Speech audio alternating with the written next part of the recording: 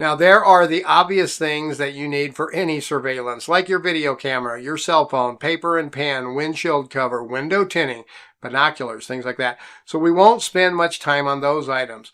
These are the things that we take on every surveillance, regardless, right? Well, today I want to focus on what you need for winter surveillance, especially if you do winter surveillance in colder regions like here in Colorado.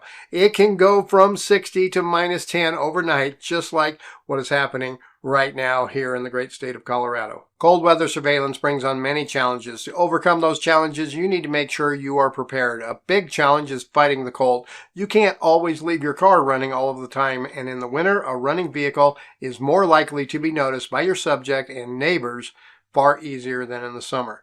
To fend off the chills and sometimes the frostbite, you need to make sure you can stay warm inside your surveillance vehicle. Make sure you have a good blanket with you. It needs to be made of good material, like a wool blanket. I would also recommend a darker color, black or dark blue, something that is not noticeable from outside the vehicle. I usually keep a couple of blankets just in case it gets really cold or in case one of them gets dirty or wet. Layers of clothing is number 2 on our list. I always suggest to wear as many layers as possible. You can take layers off if it gets warmer, but you can't put layers on if you don't have them. On the coldest days, I will usually wear a t-shirt, a long sleeve shirt like this, then maybe a flannel button-up over that. Good winter boots are a must too, with good insulation and traction, and wool socks along with heavier pants like jeans. Number 3 goes a long ways with all those layers of clothing. It is a good winter coat as the final layer. Again, dark colored so it's not noticeable from the outside. I usually try to have 2 or 3 coats or jackets with me, so I have choices depending on the weather conditions. These choices also allow me to change things up when I'm on foot surveillance. If I have to go into a store, I can put on a different jacket and look a little bit different. This video is sponsored by OREP Insurance and Working PI Magazine. OREP is a leading provider of private investigator liability insurance. Visit orep.org for a quote today. Often during winter surveillance, the weather changes as the day progresses. It may be 10 degrees outside, folks, but if you are stuck inside your car in direct sunlight, it will start warming up quickly in there. This is where having those layers on that you can peel off as needed and a blanket for your legs is so important. Many times my upper body is roasting, but my legs are freezing as the heat doesn't get down to the lower portions of the inside of my vehicle. Number 4 on our list goes along with the heating up inside the car. Water or something to keep you hydrated. You can get dehydrated even faster in the winter sitting in your car. Make sure you have plenty of water or other hydrating beverage. Not coffee, not sodas, nothing with caffeine. Caffeine can dehydrate you even more. I usually carry Gatorades and water with me on all surveillances. Assorted hats are a must for me. Beanies and baseball caps. Hats help keep your head warm as well, help you change up your look while you're out on surveillance. I have heard that you lose a greater portion of body heat out of your head than any other place, so keeping the old noggin warm is a necessity. I also recommend darker colored hats, and usually not with too many markings or advertisements on them so they don't stand out too much. Now, if I'm wearing a hat when I'm following somebody and they go into a store where I need to go on foot surveillance, I will usually not wear a hat into the store, or I change it to a different style or color. So if I have my black beanie on while I'm on mobile surveillance, I might switch to a blue ball cap on foot surveillance in the store. Then no hat when I continue to follow them from the store to the next destination. Number 6 is food. Of course, we always need some food for any surveillance, but in the winter, I always try to have extra food with me. Good energy and protein providing foods, granola bars, nuts and fruits, things like that. And you need extra just in case you get stuck somewhere. You could get stuck somewhere in your car in the snow due to adverse weather. Or you might follow the subject a long distance and then get snowed in some small town somewhere with no stores in it. Make sure you have plenty of food for the surveillance and for the backup purposes, along with water and your other hydrating beverages. If fuel for your body is a necessity, then fuel for your vehicle is just as important and is number 7 on today's list. It stands to reason you should always have plenty of fuel in your car, but in the wintertime, make sure you top off the tank right before you start the surveillance. In the event I am following my subject for a long distance, if they pull off for fuel or a pit stop, I try to top off again if at all possible. This can be difficult, but usually I can get gas at the same store that they're at using my covert camera to continue getting some video footage, or do it at a gas station like across the street while maintaining some kind of video. I always carry my portable power box, one of those made for jump starting your cars, but I use it for power for my camera and other accessories. The one I have has a DC to AC converter built into it so I can run a laptop if needed, and it has multiple USB ports on it. I actually try to keep 2 of these on hand, especially in cold weather. One is my portable power and the other is my just-in-case unit, just in case I need to jump start my car, just in case I get stuck and need additional power, just in case my case goes longer than planned. I have had plenty of times when having that backup unit in my car came in plenty handy. I know it's an extra cost, but backups are a necessity in this business, folks. Number 9 on our list is emergency cones or flares. I usually have orange cones in the back of my car all of the time. They work great for setting up a guys on a country road or something like that, or if you get stuck due to heavy snow and you need to pull over to give other vehicles warning of your presence. Cones seem to be a bit better than flares, as flares, well, they burn out. And not many people use road flares anymore these days. But those emergency battery packs that I have, they have flashlights in them and flashing lights in them for emergencies as well. I keep multiple pairs of gloves in my car. You have to keep in mind the functionality of your equipment, like cameras, when picking out gloves. I have found that those big, bulky ski gloves are not always the best for me. I like driving gloves with some good insulation like Thinsulate, or even those cloth work gloves or mechanics gloves work well. A first aid kit is something that you should always have, but in the wintertime may come in extra handy if you have any minor incidents. Tire chains are good to have too, especially if you live in an area where tire chain laws may come into effect, like here in the mountains in Colorado. Jumper cables are good to have, even if you have that power backup box to jump start your car. Sometimes you just need a little bit of extra power from a direct jump. Tell me, what was the most challenging surveillance you ever had while conducting surveillance in cold weather? Go down below, put that in the comments and let me know. The claimant in this one had work limitations of 5 pounds lifting, 5 pounds pushing or pulling, no standing for more than 15 minutes. His claim was a back injury due to excessive lifting at work. Fairly typical, fairly straightforward, nothing really special about this one. Now, the setup is a standard residential neighborhood. The claimant's residence had a little porch out front. I arrived the first day of a 2-day surveillance. I observed multiple vehicles there owned by him and his wife. During a routine walk by, and I usually do these when I show up early to gather some intel, I observed 2 chairs on the front porch and a little table with an ashtray on it. Bingo! As all surveillance investigators will attest, having a subject who smokes is great for our cases. We are almost guaranteed video at some level during that surveillance. Across the street from the residence was a small parking lot for a small grocery store. This made the setup totally ideal. I could actually park on the street in close proximity to the residence and the store and not stand out at all. Or if I chose, I could use the parking lot for the grocery store. Now, the store was not open, and there were no vehicles in the parking lot, but there were plenty on the street, so that's where I started. I was down a few houses from the subject residence and across the street where I could black out my vehicle and maintain visual contact of the front porch and the vehicles. Perfect!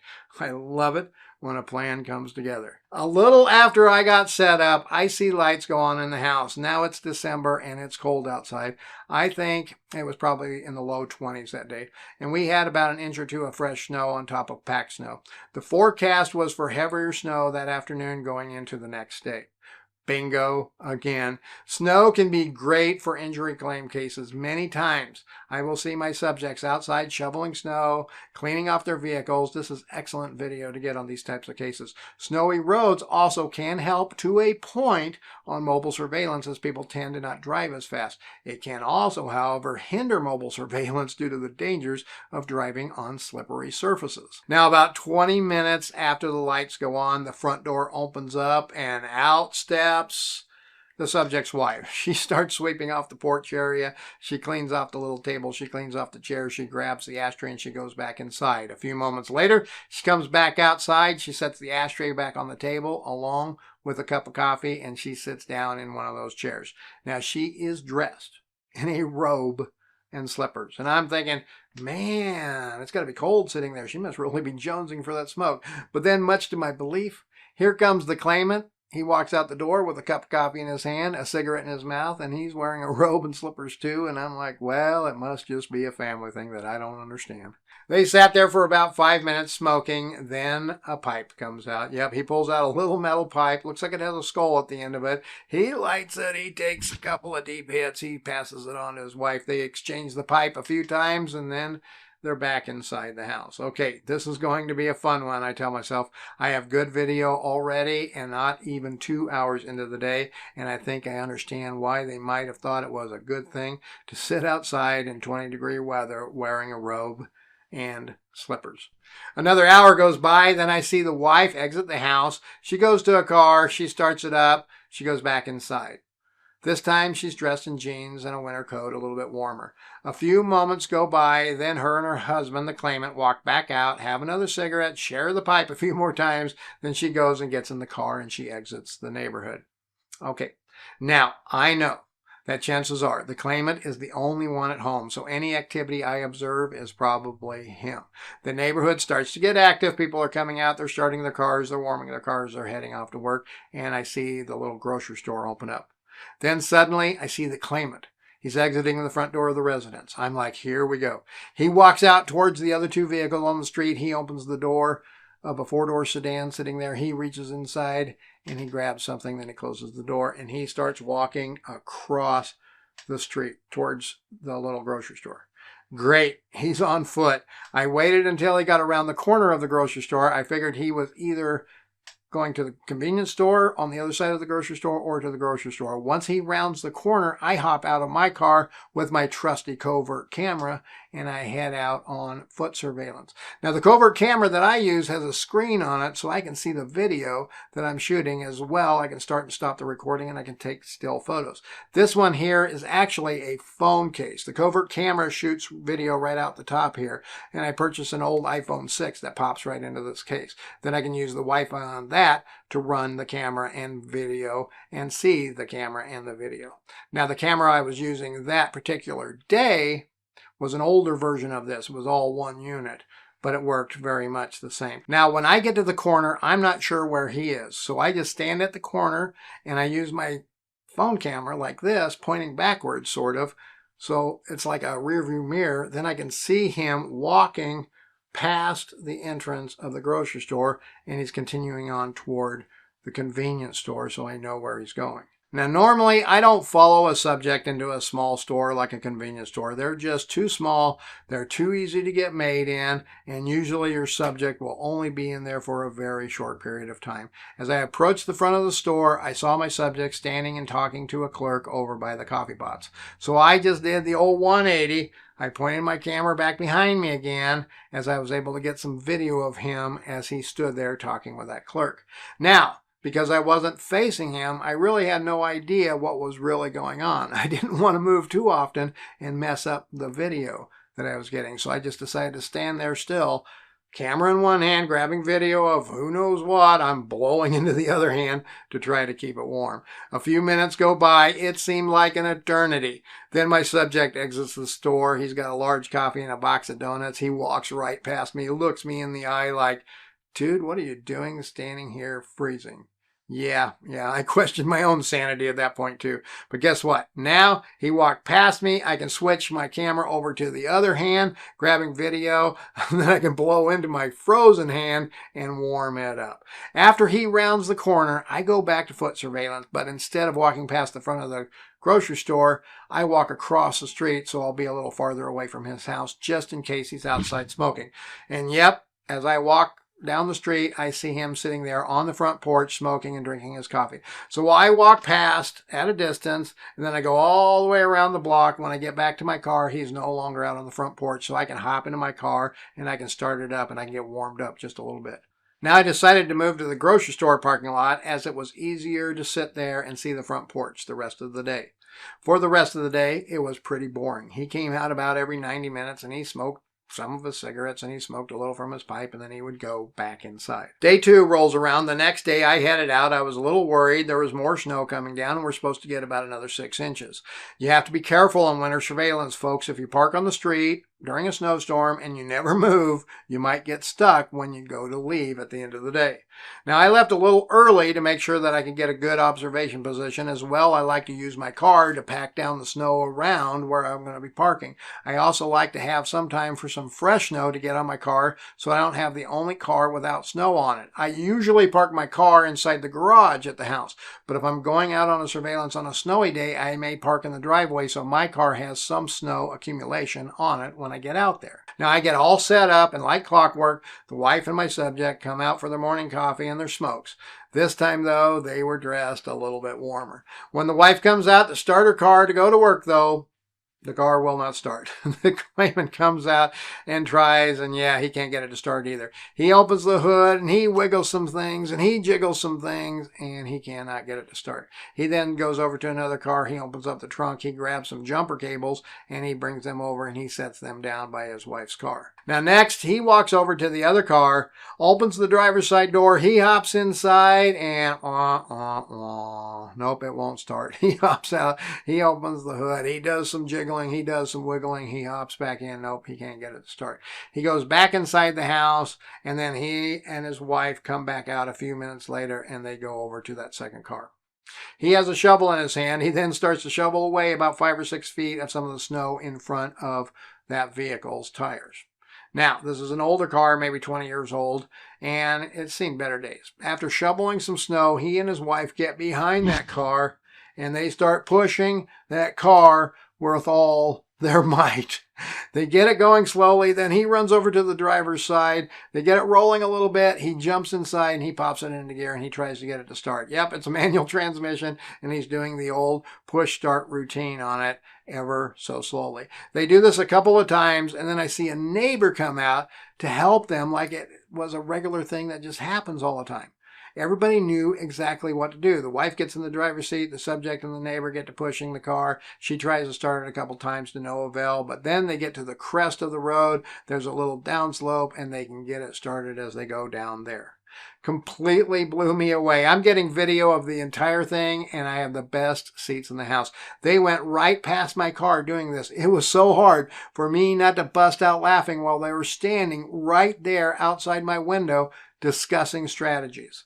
He then gets the car turned around, pulls it in front of his wife's car, jumps her car, gets it started, then she goes off to work, and he goes back inside the residence. He went to the convenience store, like clockwork again. This time I stayed in my car. I parked across the street and got my video, then back to his house where I got him smoking on his regular schedule for the remainder of the day.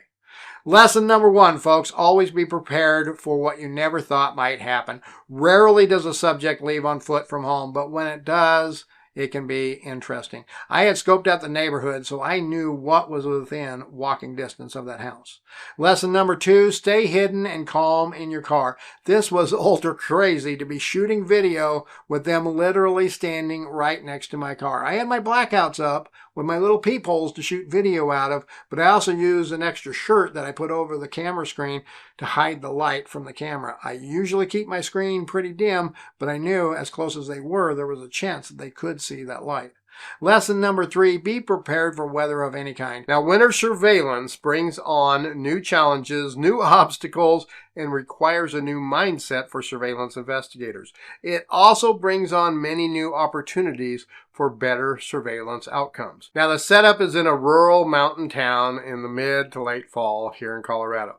Down here on the plains, the weather was beautiful. Highs in the 60s, lows in the 30s. You couldn't ask for better weather here. I headed up the mountain about 4 a.m. on my first day. I had about an hour and a half drive, and I wanted to get an early start. I had already scoped out the location on Google, and I knew it was going to be a challenging setup, to be sure. The residence was in a small cluster development of homes right off of a highway about a mile or so outside of the small town. There were just a few roads in the neighborhood, with 2 ingress and egress points, one at each end. The roads appeared to be gravel roads on Google. That's what I expected. When I arrived, I found that the roads were actually dirt roads. Now, if you do a lot of rural surveillance, you know the difference between dirt and gravel roads. Gravel roads afford you some traction in adverse weather. Dirt roads, well, they're dirt roads with little to no advantage for surveillance investigators. They tend to turn to mud real easy with snow and rain. Thankfully, when I pulled in, it was well below freezing, so the ground was frozen for the time being. First thing I noticed was there was about 1.5 feet of snow on the ground with about 6 inches of fresh snow. The neighborhood was not plowed at all, and it appeared that the only plowing that they really got was when the 4-wheel drive pickups packed down the snow around the area.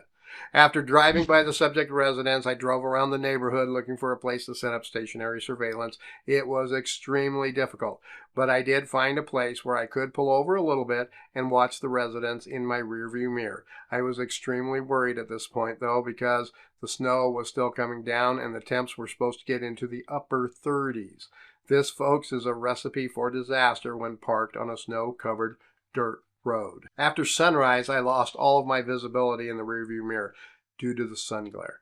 I also had observed several neighbors observing me and my car sitting there in that precarious spot. I knew I would not be able to maintain this location for stationary surveillance for very long, so I decided to work up a guy's story just in case. In these little mountain subdivisions, everyone knows everyone. They're all watching out for each other, as there are many predators up there, like lions, like bears.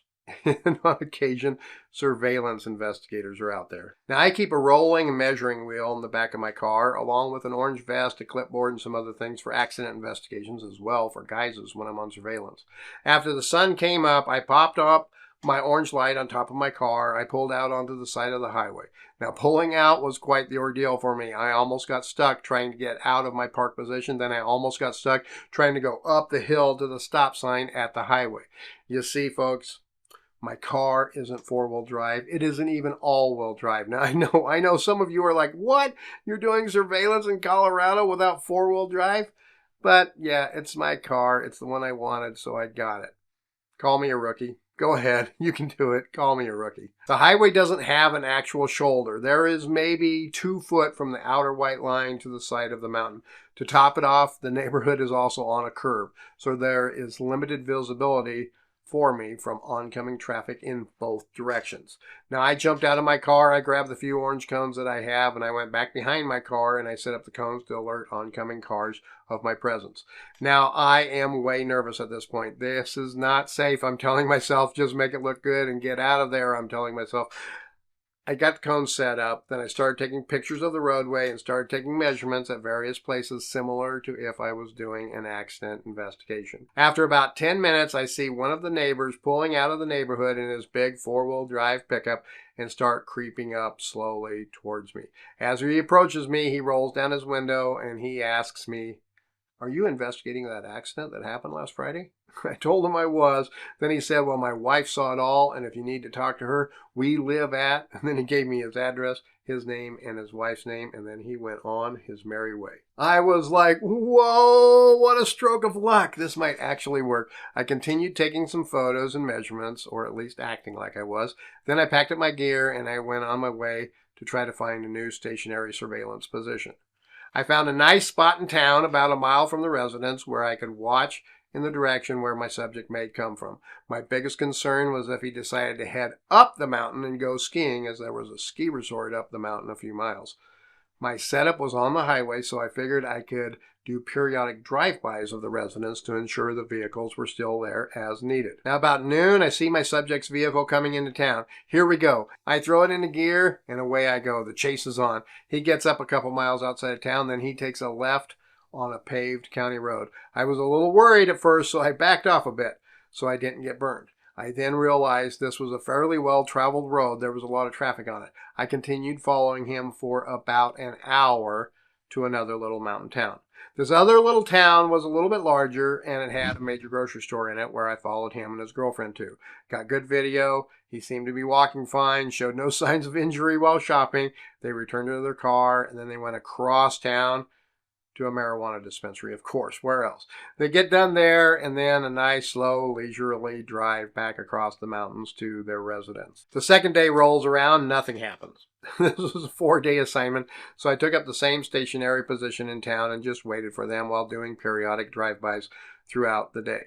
On the third day, there was a lot of snow up there. I mean, they got like a foot while I was there. I had to keep moving to new locations so I could let the snow plows clear the sides of the road, and I didn't get my vehicle plowed in and stuck on the side of the road. Day 4. I see the subject. He's coming down the mountain towards town. I get in behind him, and then he takes that same turn on that same paved county road heading towards that same larger small town up there in the mountains where they went grocery shopping. I'm like, okay, piece of cake. I prepare myself for a nice leisurely drive across the mountains. Then suddenly, after just a few miles, he pulls off the road onto a gravel road. I noticed a couple of signs about hiking in a lake. I am like, woo, we are going to have some fun now. I let him pull off. I went past and I make a quick U-turn and I watched from a distance. They were driving up a winding road toward the lake and I could see the road well, so I let them go a ways before I headed in. After a couple of minutes, I headed in and up and up and up. The road going to the lake was a very steep, winding roadway. I got about a mile up to the last point. I remembered seeing the subject vehicle. Then the road turned into a one-way road. I'm like, oh, what am I getting myself into? I quickly look at my GPS. I see that the road goes up a few miles and then there's another road that comes back down, so I'm not too worried. I decided to continue up, and it wasn't long before the majority of the road was completely covered in snow. As long as I keep moving, I think I'm okay.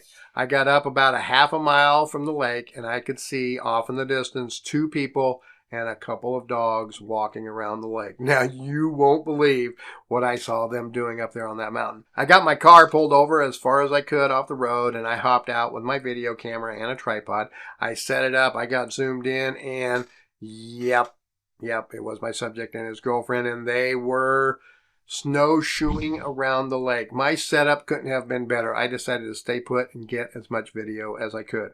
After about 30 minutes, they went out of my sight, so I decided to head up and see if I could find another vantage point. Now, one of the scariest moments of my entire life while doing surveillance happened. I got into my car. I started my car. I put my car into drive, and my car started sliding backwards downhill. Yep, backwards. I got it in drive and it's going backwards down the mountain. I apply my brakes and my car starts fishtailing on the road. The snow has started to melt on top, which then forms a thin layer of ice, which then makes it impossible for me to get any traction at all. Now, I'm a trained professional. I tell myself I downshift so I can get my car to at least stop again. I then try to move forward in low gear to no avail. I decided the best course of action is to go back from whence I came. However, there is no way to turn around. The road is maybe 8 foot wide with a mountain on one side and a sheer drop off on the other side. I put my car into reverse, holding down the brake with all my might, heart pounding every moment, and I just let the brake off easily for a split second, slide down a little bit, then I stop, then I release the brake, slide back a little bit, then I stop, then I release the brake, slide back a little bit, then I stop, repeating this over and over and over again. After what seemed like an eternity, probably 30 minutes, I finally got to a point where I could do a 100-point maneuver to get turned around. I still had a slow go at it the rest of the way down, as I was going the wrong way on a one-way road for a while, but at least I was pointed in the right direction. After I got down, I just waited for them to leave and I followed them home. Lessons learned: don't be a rookie like me and do mountain surveillance without four-wheel drive or all-wheel drive, folks. Never assume the weather conditions are the same where you're going as where you're coming from, and always have a good guide to use just in case. The subject of the investigation was a man who injured himself while working on the job as a carpenter. His claims were lower back injuries, which prevented him from standing or walking long periods of time or lifting anything over 5 pounds. Now, the setup for this case is a residence in a newer rural subdivision with all of the homes on acreages from 5 to 20 acres in size. The setup was tough, winding gravel roads throughout the subdivision with no real shoulders or off-road parking. After arriving on scene, I scoured the area and I finally found a little country road about a half a mile from the subdivision where I could sit somewhat unnoticed and watch the residents from a distance, as well observe all the avenues of ingress and egress into the neighborhood. Again, not ideal by any means, but then again, few surveillance setups ever are ideal. I conducted a quick drive-by of the residence and observed the subject's registered pickup truck along with another vehicle that was registered to him and his wife at the provided residence. This was good news indeed. Now, to sit and wait for some activity. About 2 hours into the surveillance, I see something moving around on the property. Now, there was a lot of tall grass and trees and shrubbery in the area, and it made it difficult, to say the least, for me to see anything. So I grabbed my handy binoculars, I pulled them up, and I found the subject that was moving around. It was a large dog. He was running around doing, well, you know, doggy stuff. After about 15 minutes, I see the dog quickly look over towards the subject's residence. Then he starts running towards the house as if somebody had called him. Next, I see a male subject about 5 foot 8 inches tall, about 175 pounds, matching the general description of my subject, walking with the dog towards the vehicles. I grabbed my camera, I got zoomed in, and voila, it was my subject to be sure. He matched the photo ID that I had of him to a T. As he approached the vehicles, he slaps the side of the pickup bed. The dog jumps right into the back, and the subject gets into the driver's side, and the chase is on, folks. Now he gets going, and I watch as he drives towards the main road. Now I'm a little nervous because if he comes my way on that main road, I have limited options as to what to do without getting made. And I hate getting made on day one. Okay, I hate getting made on any day. Lucky for me, he gets to the main road and he heads the opposite direction of me. Now this presents a new problem for me. I was about a half a mile away, and when you know it, a semi-truck got between him and me. Not ideal to be sure, but again, luck was on my side. My subject didn't seem to be in too big of a hurry, so I was able to maintain minimal visual of him around the big rig, even though he was about a half mile in front of me. As we approached a stoplight in a little town, I see my subject's vehicle moving into the left turn lane. The truck continues straight, so I'm able to get right behind my subject. Yep, you guessed it, not ideal on rural surveillance, but then it's better than losing my target right away. I then followed him about 15 miles into the next town where he stopped at a convenience store, got some gas and got some smokes and continued on. He then went to a home improvement store. Nice, I say to myself, this is going to be a good one. I let him get inside as I grabbed some video of him exiting his vehicle and walking across the parking lot.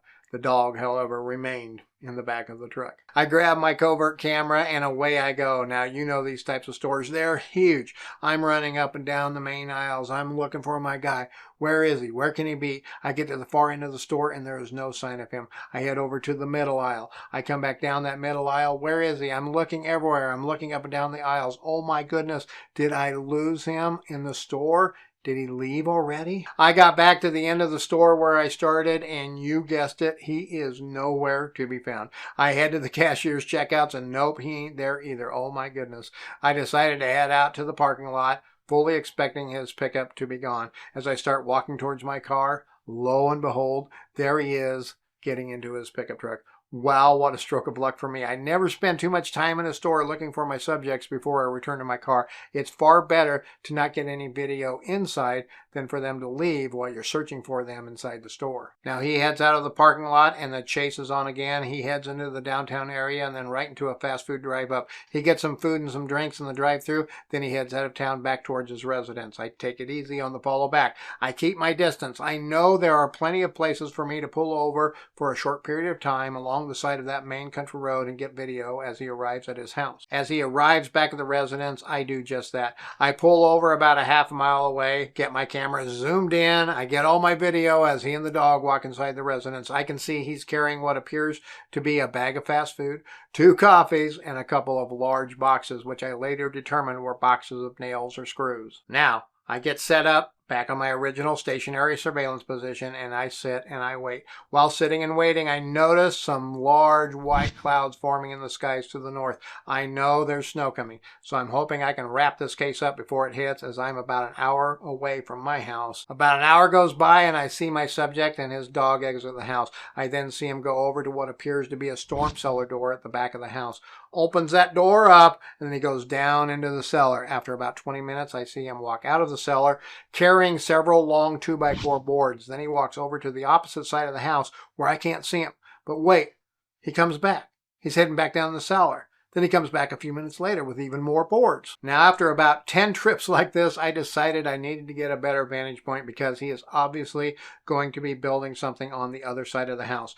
I then went mobile and drove through the neighborhood looking for a sweet spot to sit. After a bit, I finally found it, a house for sale to the south. I just parked in the driveway and hoped that nobody lived there. It kind of had that vacant look to it, so I figured I was safe there for at least a little bit. From this position, I had the perfect view of his house, the cellar entry, and the side of the house that he was taking the wood to. As I sat there getting video of him gathering all of his 2x4s, his 2x6s, and sheets of plywood, I noticed something else.